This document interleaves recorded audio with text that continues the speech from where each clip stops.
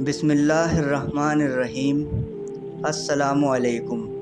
قوم عاد نوح علیہ السلام کے طوفان کے بعد آباد ہونے والی قوم ہے۔ تاریخ سے پتہ چلتا ہے کہ عاد حضرت نوح علیہ السلام کے بیٹے سام کی نسل میں سے ایک شخص کا نام ہے۔ اسی شخص کے نام پر اس قوم کا نام قوم عاد رکھا گیا۔ قوم عاد عرب کی قدیم ترین قوموں میں سے ہے، جن کے قصے اہل عرب میں بہت زیادہ عام تھے۔ بچہ بچہ اس قوم سے واقف تھا۔ ان کی شوکت و حشمت ضرب المثال تھی، پھر دنیا سے ان کا نام و نشان مٹ جانا بھی ایک بڑی مثال بن کر رہ گیا۔ اسی وجہ شہرت سے عربی زبان میں ہر قدیم چیز کے لیے عادی کا لفظ بولا جاتا ہے۔ آثار قدیمہ کو عادیات کہتے ہیں۔ جس زمین کے مالک باقی نہ رہے ہوں اور جو آباد نہ ہونے کی وجہ سے افادہ پڑی ہوئی ہو، اسے عادی الارض کہا جاتا ہے۔ عرب کے ماہرین انساب بھی اپنے ملک کی معدوم شدہ قوموں میں سب سے پہلے اسی قوم کا نام لیتے ہیں۔ قرآن کی روح سے اس قوم کا اصل مسکن احقاف کا علاقہ تھا، جو حجاز، یمن اور یمامہ کے درمیان ربع الخالی جنوب مغرب میں واقع ہے۔ یہیں سے پھیل کر ان لوگوں نے یمن کے مغربی سواحل اور عمان و حضرموت سے عراق تک اپنی طاقت کا سکہ رواں کر دیا تھا۔ تاریخی حیثیت سے اس قوم کے آثار تقریباً ناپید ہو چکے ہیں، لیکن جنوبی عرب میں کہیں کہیں پرانے کھنڈرات موجود ہیں، جنہیں عاد کی طرف نسبت دی جاتی ہے۔ حضرموت میں ایک مقام پر حضرت ہود علیہ السلام کی قبر بھی مشہور ہے۔ قرآن مجید میں عاد کا ذکر 24 مرتبہ آیا ہے۔ اپنے جسم اور قد و قامت کے اعتبار سے یہ قوم سب سے زیادہ طاقتور اور قد آور قوم کے حوالے سے مشہور ہے۔ قوم عاد کے لوگ بہت طاقتور اور بہت قد آور تھے۔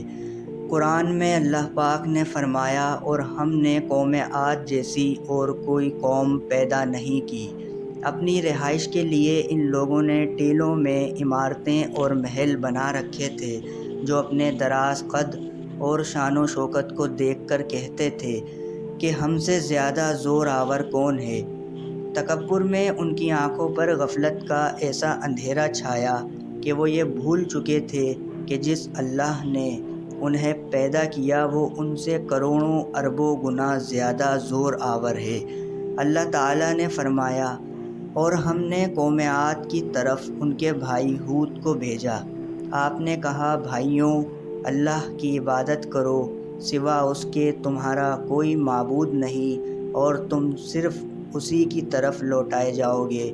تم تو دنیا میں اس طرح جیتے ہو جیسے تمہیں یہیں رہنا ہے۔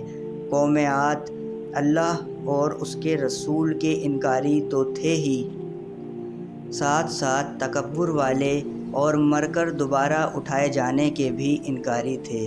وہ یہ سمجھ رہے تھے بس دنیا ہی کی زندگی ہے، یہیں جینا ہے، یہیں مرنا ہے۔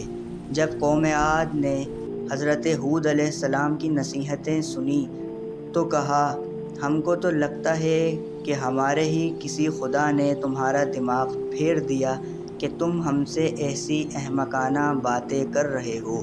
ہود علیہ السلام نے کہا، میں اللہ کو گواہ بناتا ہوں اور تم لوگوں کو بھی کہ میں بیزار ہوں ان سب سے جن کی تم اللہ کے سوا عبادت کرتے ہو، اور تم چاہو تو اپنے معبودوں کے ساتھ مل کر میرے خلاف جو چاہے تدبیریں کرو۔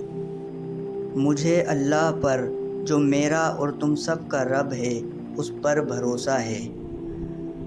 ہود علیہ السلام نے ہر طرح قوم کو ہدایت کی اور اللہ کے عذاب سے بھی ڈرایا، لیکن قوم نہ مانی، بلکہ قوم نے کہا کہ تم جس عذاب کا وعدہ کرتے ہو وہ ہم پر عذاب لے آؤ۔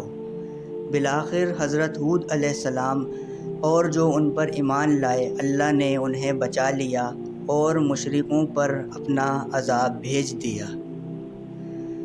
اللہ تعالیٰ نے قوم عاد پر ایسی خوفناک آندھی بھیجی جو 7 راتیں اور 8 دن تک ان پر مسلسل چلتی رہی، اور ہوا انہیں اٹھا اٹھا کر زمین پر پٹکتی رہی اور جب وہ عذاب رک گیا تو ان کی لاشیں ایسی پڑی ہوئی تھیں جیسے کھوکھلے کھجوروں کے تنے۔